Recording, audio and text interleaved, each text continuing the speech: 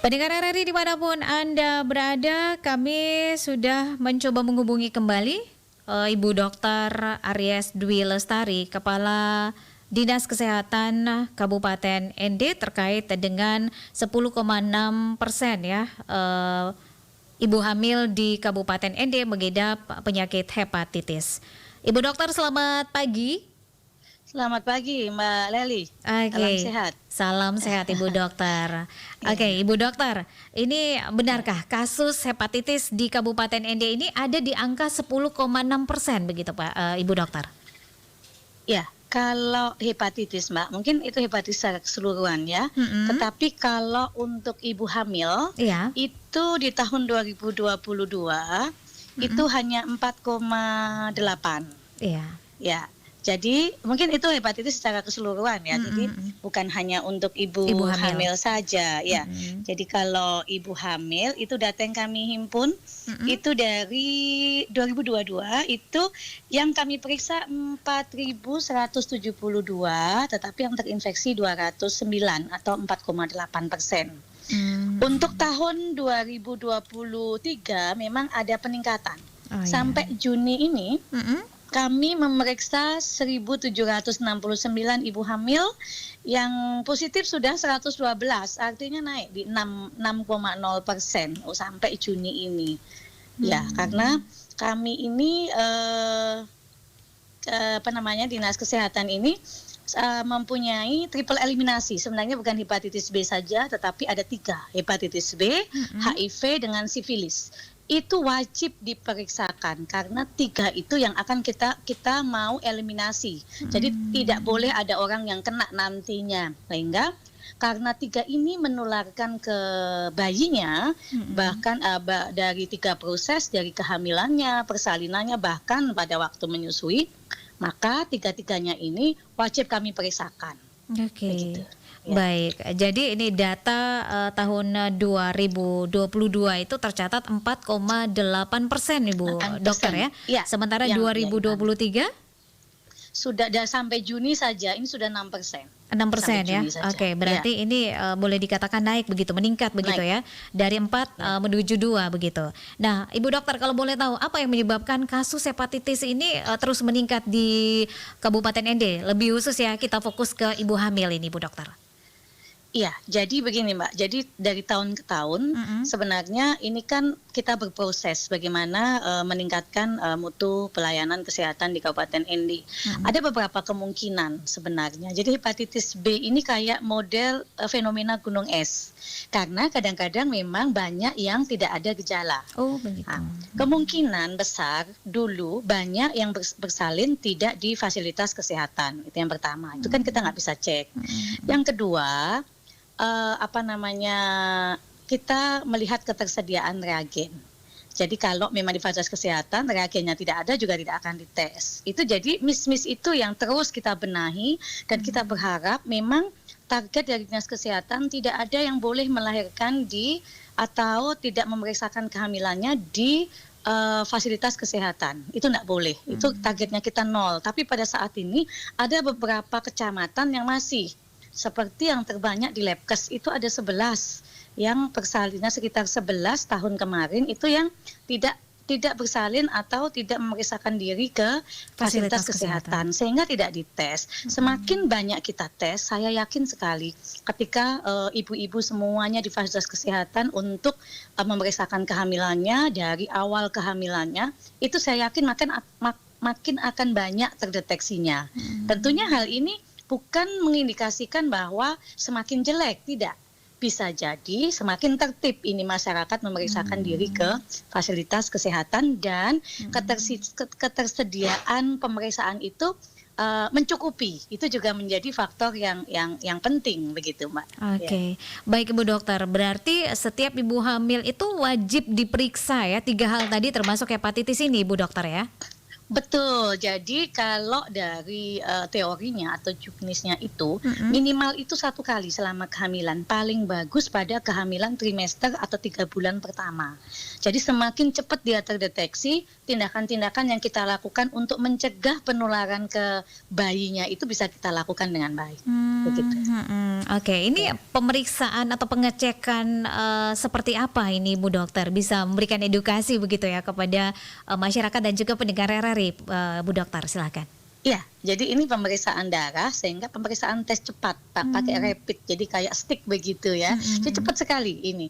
Jadi, di dinas kesehatan saya memang, mulai melihat ini dan saya membenahi karena saya tahu bahwa karena selain kepala dinas saya spesialis penyakit dalam, Iya. saya tahu bahwa, akibat dari terutama hepatitis B ini, itu penularannya tinggi sekali ke ibunya kalau kita tidak tepat penanganannya dan hampir 50% dari ibu ini akan kalau tidak ditangani dengan tepat akan menularkan ke bayinya.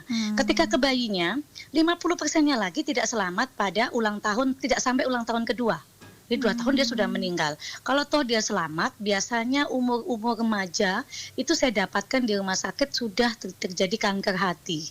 oh Maka dari itu gitu. saya memanggil, kepala bidang P2P untuk, tidak boleh lengah ini. Artinya bahwa ketersediaan stik, pemeriksaan itu harus tersedia dan, Mhm. saya selalu memanggil kepala puskesmasnya di mana kalau target persalinan atau banyak persalinan di luar dari, fasilitas kesehatan dan juga kami laporkan ke Bapak Bupati, sehingga Bapak Bupati bisa, memperingatkan ke camatnya supaya ikut membantu kami atau Mmm, mungkin kita juga meminta, tokoh-tokoh agama bahwa mengedukasikan bahwa,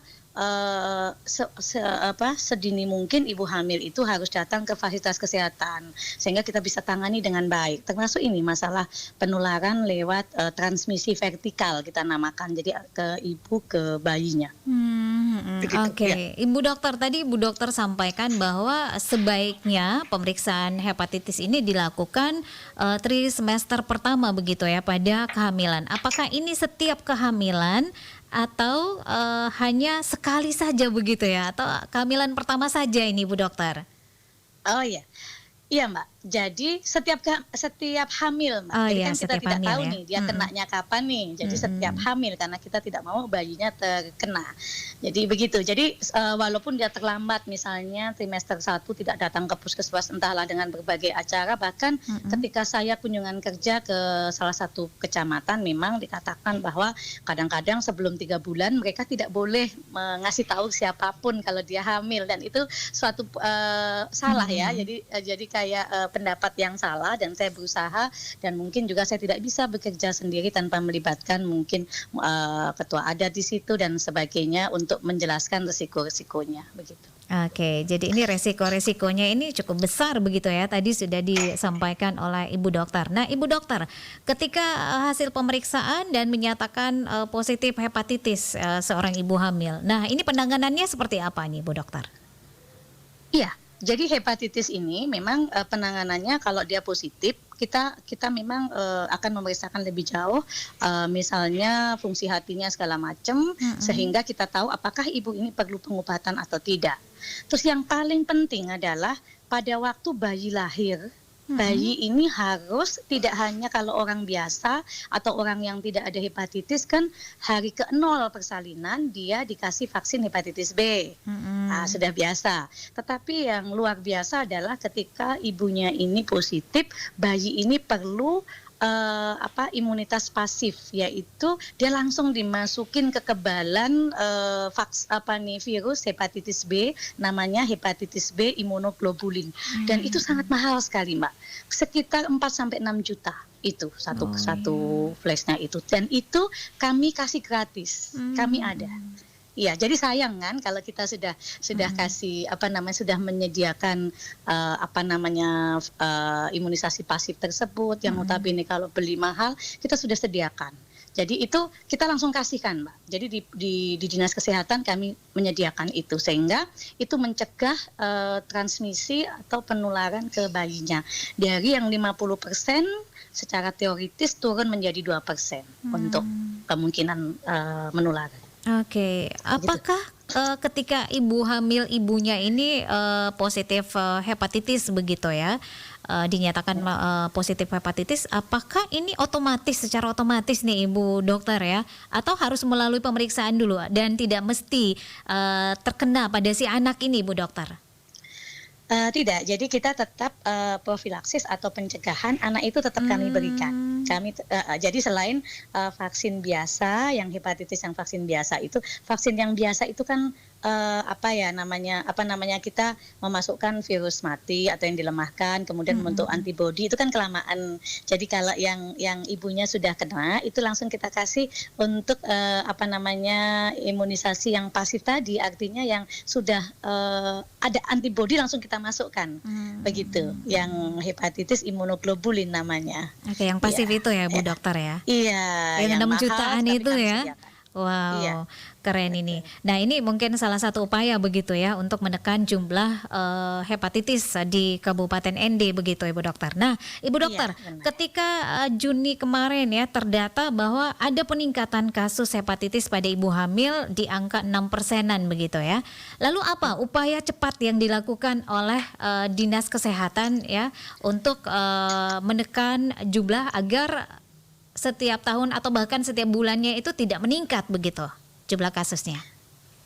Iya, kalau sebenarnya upayanya ini sebenarnya bukan upaya untuk menekan ya, artinya bukan menekan kasus itu supaya tidak terjadi. Kan kasus ini sebenarnya sudah ada Sudah di ada ya. dunia nih. Justru upaya kami adalah seluruh ibu hamil ini semuanya diteskan. Artinya kami malah ingin mendapatkan secara real jumlahnya sehingga nantinya dia tidak menular ke ibunya. Jadi tidak apa-apa seandainya dia meningkat itu, kalau menurut saya dia lebih lebih bagus. Artinya lebih bagus itu Bisa bahwa lebih cepat dicegah begitu ya? ya, lebih cepat dicegah dan saya harus yakin bahwa semua ibu hamil itu sudah dicek. Ini problem, Mbak. Ini sebenarnya problemnya ada di situ sumbernya itu. Jadi kalau misalnya nih, saya selalu mengadakan rapat, Mbak, di kepala puskesmas itu. Saya cocokkan antara yang melahirkan hidup ataupun yang abortus atau yang keguguran segala macam dengan yang ke fasilitas kesehatan. Artinya kalau gapnya tinggi berarti pasien ini tidak datang ke fasilitas kesehatan. Masa kan kalau kita melahirkan berarti kan pasti melewati proses hamil nih. Iya. Loh, kok lucu, ini ada orang yang melahirkan tapi kok nggak pernah Tidak pernah memeriksakan. melakukan Kalau pemeriksaan. mereka sudah bilang bahwa mereka sudah men-screening dari desa ke desa 100%, artinya ada yang lewat.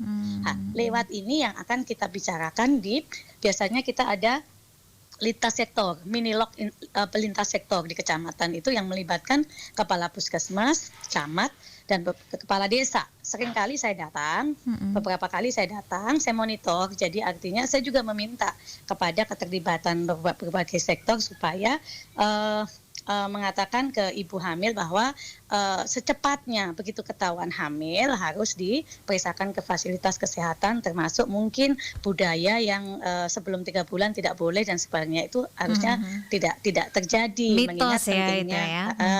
supaya pentingnya untuk memeriksakan secara dini supaya hal-hal negatif atau yang bisa dicegah, penyakit seperti triple eliminasi yang menularkan ke bayi, kan ada 3 HIV, sipilis dengan hepatitis B ini bisa dicegah. Karena kalau ke bayi ya nantinya bayi ini akan menjadi penyakit ya. Artinya kalau apalagi hepatitis B, Mbak, seringkali menjadi kronis, ini pasien menjadi kronis artinya terus dibawa sampai dia dewasa. Nanti terjadi kanker hati, terus dia lagi melahirkan lagi, misalnya perempuan kena lagi anaknya, jadi nggak akan selesai. Itu yang ingin kami lakukan. Jadi semakin banyak yang terdeteksi, artinya bahwa kemungkinan kami punya screening otomatis jauh lebih bagus sehingga terdeteksi semua. Itu yang kami inginkan. Oke. Bu Dokter, ini apa dampak nih ya ketika si ibu ini terkena atau positif hepatitis kemudian tidak melakukan pemeriksaan sesuai dengan sesuai dengan yang seharusnya begitu Ibu Dokter ya. Nah, ini apa dampaknya ini bagi ibu hamil sendiri maupun terhadap bayinya begitu Ibu Dokter? Iya, jadi hepatitis B dengan C itu sebenarnya, Mbak, apa ya, kalau kita bilang tuh bisa silent disease. Jadi Oh iya. penyakit diam-diam, jadi penyakit yang silent, nggak ada alarmnya yang pasti. Hmm. Jadi kalau kita hepatitis, Mbak, kalau hepatitis itu tidak aktif atau belum menjadi kanker hati, itu kita biasa saja, mata kuning juga enggak, gejala juga enggak. Ah, itu yang berbahayanya itu karena silent disease itu, Iya. nggak ada gejala itu. Nah, ketika dia secara teori hepatitis B ini 10 sampai 20 tahun setelah mengidap itu baru terkena kanker hati. Nah, Cukup lama setelah ini dia terjadi bekerja mata ya. kuning, Mm-mm. ya mata kuning, terus kemudian perutnya besar, ya kayak kita bilang sedot-sedot perut cairan yang sering saya lakukan di rumah sakit, itu sudah terkena dampak bahwa terjadi kerusakan hati. Itu baru tahu, oh ternyata orang ini kena hepatitis B. Nah, karena dia yang awal-awal tidak ada gejala ini yang kalau menurut saya lebih mengerikan karena tandanya nggak ada. Seperti orang HIV, HIV pada awal-awal sebelum 10 tahun jarang ada tanda HIV ini. Ketika sudah 10 tahun baru wasting. Tubuhnya kurus, terkena TBC tiba-tiba segala macam. Jadi hal-hal ini kalau sipilis biasanya, sipilis juga sama. Ada fase laten di mana juga tidak ada gejala si ibu ini. Jadi hal-hal ini yang kenapa sampai ada kebijakan untuk dites karena memang satu dia menularkan ke bayinya, dua dia silent disease. Untuk ini nggak ada gejalanya banyak, Mbak. Itu susahnya. Ya. Oke, berarti salah satu faktor juga ini apa namanya karena mitos yang berkembang ya, tidak boleh tidak boleh melakukan pemeriksaan atau orang belum boleh tahu begitu ya ketika hamil pertama, sehingga pas sudah di trimester keempat dan seterusnya baru pemeriksaan atau bahkan sama sekali tidak. Ini yang membuat faktor atau meningkatnya jumlah kematian ibu dan juga bayi yang ada di Indonesia begitu, Ibu Dokter ya. Kira-kira seperti itu, Ibu Benar. Dokter. Jadi Oke. bisa sampai abortus, Mbak. Jadi kalau dia kena sipilis atau hepatitis atau HIV itu banyak terjadi abortus, akhirnya kan tingkat kematian bayi kita kan meningkat. Oke. Yang sebelum akhir mati, ya. Baik, Ibu Dokter, Ya. 1 menit ya waktu kita, pesan sehatnya untuk masyarakat Kabupaten ND.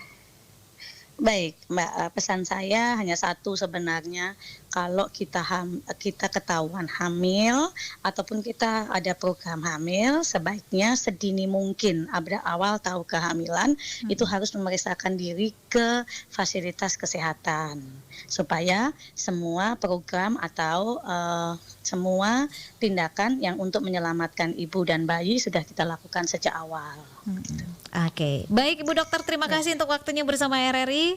Selamat pagi. Selamat pagi, salam Salam sehat, Mbak sehat. Leli. Aduh, haus banget. Cuacanya panas pula. Ya udah, beli minum dulu ya.